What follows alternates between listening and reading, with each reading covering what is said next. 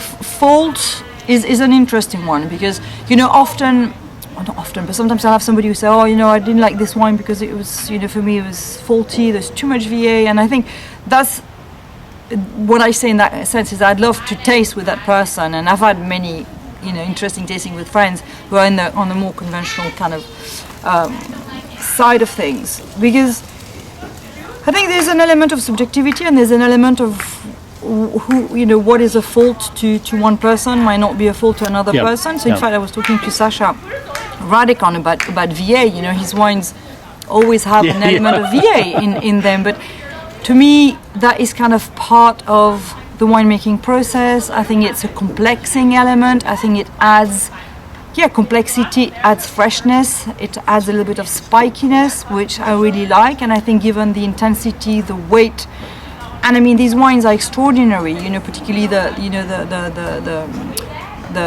Ribolla series, or the 50 centiliter one. A little bit of bread, again, I think too much bread obviously will distract, but a little bit of bread, to me, bread is obviously in the grapes, or it's if it's not over dominating, it's also part of the terroir expression, maybe of that year, of what's going on. We also have we all have such different subjective threshold levels for all of these things, whether it goes it's Brett or mousiness or hydrogen sulfide or and that's actually a physical thing, because some people I taste with tasters and they cannot detect mousiness, whereas for me mousiness is the one thing that I have very, very low threshold of you tolerance. And me both. Yeah. I tasted wine 2 weeks ago. I'm not going to mention what it was. And my wife had offline, you can tell me. She picked me up a bottle of it. She was in Toronto, and she had to bring up her bill because there was a minimum spend in the restaurant, and she doesn't drink, so she bought me a bottle of wine, a recommended bottle of wine, and it was a $55 bottle of wine, and she brought it home, and I opened it up, and I was looking at the label, and it was a no SO2 wine, so immediately little red flags going off. Just I'm coming into this wine with an open mind, but it was a masterclass in mousiness and Brett. It was and I was curious, thinking, does this wine always taste this way? Mm-hmm. And I contacted the importer, and they were trying to convince me that mousiness was a feature as opposed to a fault. Oh, really? And really? I couldn't go that far. No. I mean, to be honest, I think mousiness is, it's the responsibility of the producer and to some extent the importer, to bring a wine on the market that is ready to drink. Yes, yeah. And often mousiness is there when the wine is released too soon, or I think people are so adamant they don't want to use any sulfites, and maybe they should. Yes, but I think bringing a wine out on the market that is mousy is for me is like lack of professionalism, really. Yeah, sure. I'm with you on that. Or wait for 2 years and then the wine hopefully will be ready, or use some sulfites to help to clean it up before it's shipped out. Yeah, I think so. Now, some of the most heated wine conversations that I've witnessed or been part of over the last 15 years have been around natural wines. Why do you think the whole area of natural wines can be so polarizing for people? I mean, do you think that's still the case now, though? I think we've kind of moved on. We're in a little bit more of a phase where everybody's cohabiting quite happily. I don't know. I feel like everybody's kind of finding their place, whether you're on the more conventional camp or national wine camp. I think what natural wine does, which has been really positive, is it's really, even though it's like 0.01% of the production, right, in terms of volumes and sales, it's zero, right? It's negligible. It doesn't even appear on a spreadsheet. But the noise and the impact that this kind of little drop in the ocean has had on the industry has been huge. And I think as a result, by us talking more about how wine is made, by trying to really promote a dialogue of transparency. Yes, indeed. I think the conventional wine world is thinking more about what they're doing, because I think the consumer is more educated, and the consumer no longer. I mean, still, if we went onto the street now and said, "How is a wine is made?"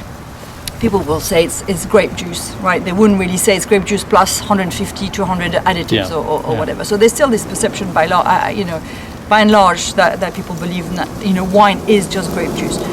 But there is an increasing amount of consumers who actually understand that that's no longer the case, and I think that's really been vital, and I think that's really made bigger wineries rethink what they're doing. I think also the conversation around organic and the environment has had a big impact. So I think all this media noise that the natural wine has had has been really beneficial.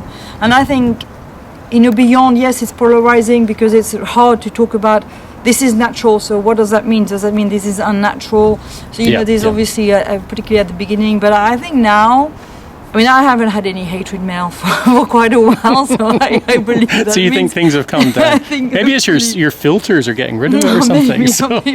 Maybe it is true that I've got more people who are helping me. Maybe, but I see every single email that comes into the business if it's a generic email. I was kidding. No, I know, but that would be maybe a good thing. But so I think I think there's certain markets that are still incredibly traditional, but I think like in a place like here. Mm-hmm. I don't know, I feel like, there's a new generation of wine drinkers, of wine professionals who are very happy to have both, because you're running a business, right? You're running a restaurant, so you need to be able to offer, I think it's okay to just cater for everyone. You mentioned a generational thing there. Quite often I think, I mentioned before that perhaps I have an old man's palate because, doing the WSET in the UK and the like, and then we'll see where, but do you think it is a generational thing where we have these new generations of wine drinkers who actually are drawn to these funkier aromatics, more volatility in their wine, perhaps? I don't know. Look, I don't know. Yes, I think it's true that we have a new generation of people who are coming from also the beer industry, who are used to, the Saison and beers that are, obviously more naturally made and bottle conditioned and so on. So they're unfiltered. They have more of that sediment and they're cloudy and they, all of that. Yes, but by and large, I think that the motivation behind these new drinkers are ethics and environment. So I think people, young people really believe, which is amazing. They really believe in supporting businesses that are ethical. Yes, that look after their